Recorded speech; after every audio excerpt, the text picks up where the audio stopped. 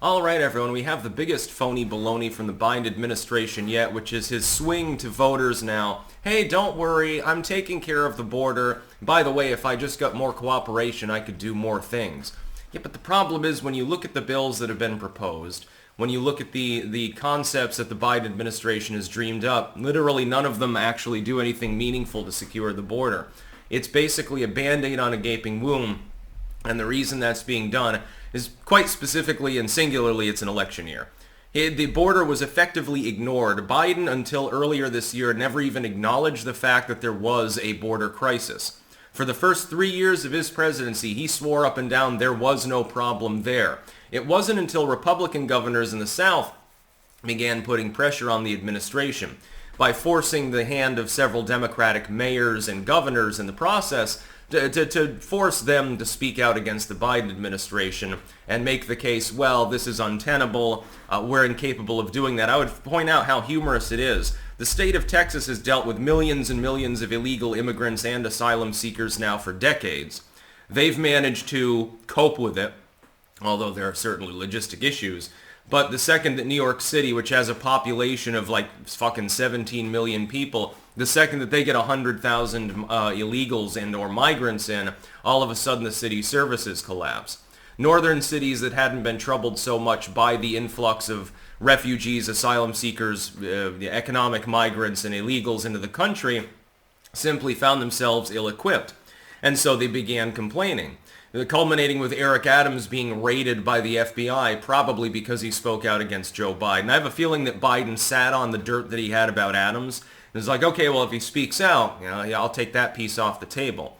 And so now he's under investigation. And I believe that happened as well to his campaign manager.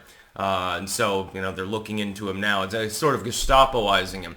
It'd be funny if you end up with Eric Adams going to jail and then Trump pardoning him. Well, at least one Democrat spoke out against the migrant crisis or something like that. And by the way, I wouldn't put it past Trump to actually do something like that. Definitely be ballsy. Link in the description, though, archived, of course. Biden's new proposals will do absolutely nothing. Like the concept of pausing the border is in and of itself ludicrous.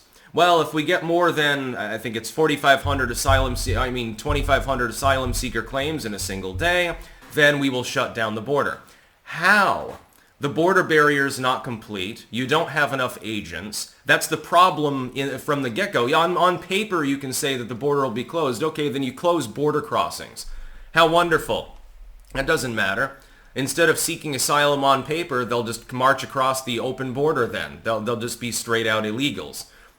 So what does it solve? If anything, it means more undocumented individuals in the country as opposed to people who at least are semi-documented. Okay, you know that this person claims to be this individual and claims to be from a certain place and they claim to be persecuted. And so you've got it on record, supposedly who they are. What about little immigrant children? What about them? So again, they get locked out, so then they have to make the border crossing and potentially die. I don't see this as a feasible solution.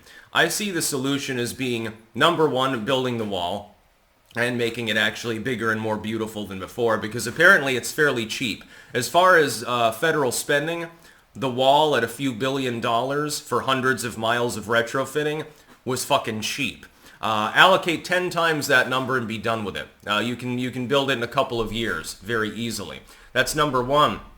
Number two, more border agents, more processing centers. If somebody is legitimately claiming asylum, you need to have better processing. There aren't enough people down there at the border to actually process them all. Southern towns and cities have said, we're overwhelmed. We literally physically can't even house all the people we're supposed to process. It's not even logistically possible. You need more manpower. Now, in a perfect world, people would stay to home. In a perfect world, the United States would combat socialism in Central and South America, and so there'd be less asylum seekers because there'd be less oppression. Economic, diplomatic, whatever it happens to be, political dissidents, etc. In a perfect world, our foreign policy would make more sense and we wouldn't be making a bunch of asylum seekers. We wouldn't have created a bunch of refugees that had to go to Europe, for example. Here in Europe, there are a bunch of refugees from Syria and places like that. That was the result mainly of U.S. failed foreign policy. We made a problem for our allies as well. As long as we do that, and we're trying to do the globalistic bland-up thing through war and through intrigue of various sorts, you're going to have a border crisis. Well, that alone would tamp down the number of people that were eligible to come and would probably make the trip. So that's one step of it as well.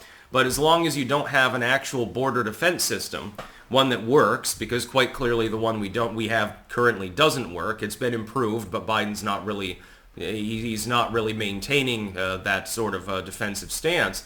Then nothing that you do on paper as far as a bill or an executive order is going to do but fuck anything.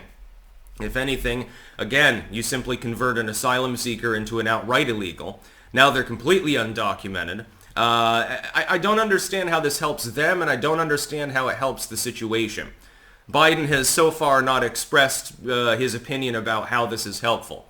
And I suspect that they won't. Karine Jean-Pierre gets pressed on it.